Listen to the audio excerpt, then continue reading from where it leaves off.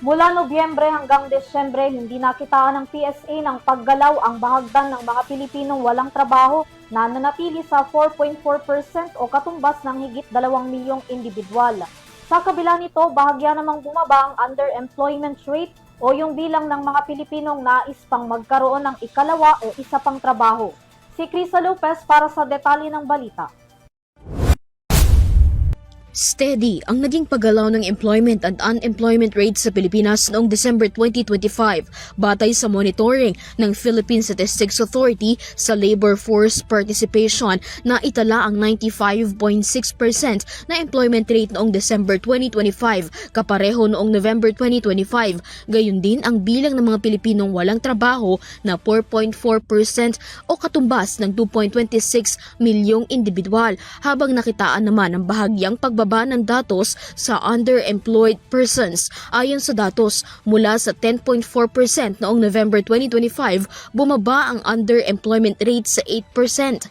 Ito ang mga manggagawang Pilipino na may trabaho ngunit hindi tugma sa skill set o sa napagtapusan nitong kurso. Ito rin ang mga manggagawa na nagtatrabaho ng mahigit sa 40 oras o higit pa. Ayon kay PSA National Statistician and Civil Registrar General Undersecretary Claire Dennis Mapa, huling naitala ang single-digit underemployment rate noong pang May 2024 na 9.9%.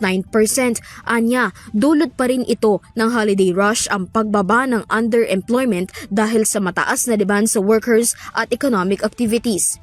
Ng mga sektor, yung mga matataas ay una, wholesale and retail trade, may bawas tayo dyan ng mga 276,000. So, Christmas kasi, December, so mataas yung activity natin, ay economic activity natin dito sa wholesale and retail trade.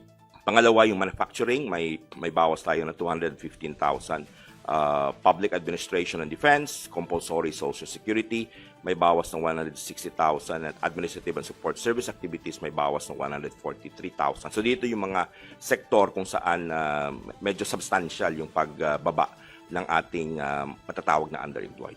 Samantala, pagtutuunan ng pansin ng Department of Economy Planning and Development ang paggawa pa ng mas maraming trabaho sa pamamagitan ng pagbabalik ng kumpiyansa ng mga negosyante na magsimula muli ng negosyo, pagbawas ng mga gastusin sa pagnenegosyo at pagpapalawig ng mga training and reskilling opportunities. Ayon kay DepDev Undersecretary Rosemary G. Edilion, ipagpapatuloy ng gobyerno ang pagtatayo ng mga infrastruktura na maaaring makapagdulot ng mga high-impact program, activities at mga proyekto lalo sa mga krusyal na sektor.